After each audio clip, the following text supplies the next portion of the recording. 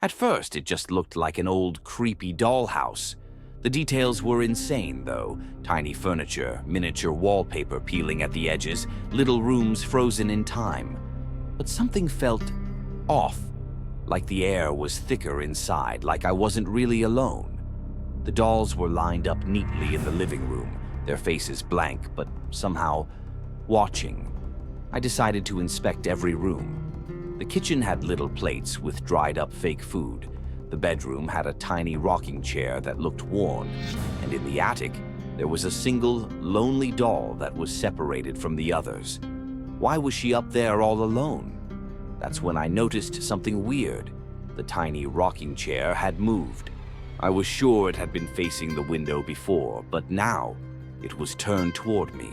The first truly strange thing happened when I left my camera recording and stepped out for a minute. When I came back, the doll in the attic was now sitting in the center of the room. I replayed the footage and saw nothing. Just a still frame of the doll, unmoving, until suddenly, in a single frame, it was in a new position. My heart sank.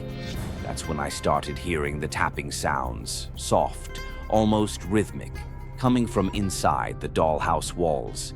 As darkness fell, the real horror began. I turned off the lights and used only a flashlight. That's when I saw it. One of the dolls had fallen over. I set it back up, walked away, and turned back, and it was on the floor again. Then the rocking chair in the attic started moving, on its own.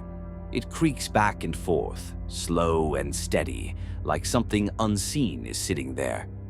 My breath caught in my throat.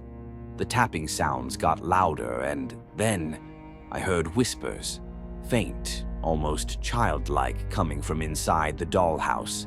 I leaned in closer, my camera rolling, and what I heard chilled me to the bone. Don't stay. At around 3 a.m., the energy in the room shifted. My equipment started glitching, the temperature dropped, and then, the worst part, the doll's eyes. They looked different, darker, like they weren't just painted on anymore. Then my flashlight flickered and went out. Complete darkness. My heartbeat pounded in my ears. I scrambled to turn my phone flashlight on, and when I did, I swear one of the dolls had moved closer.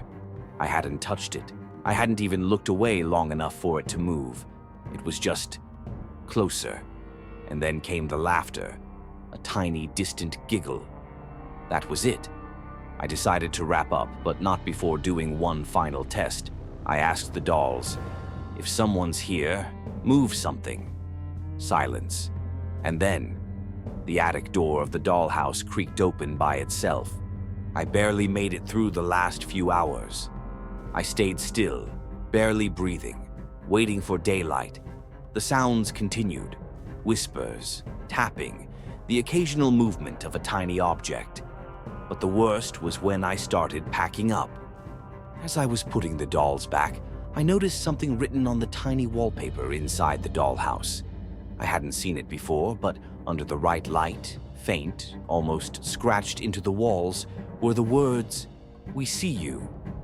I left immediately.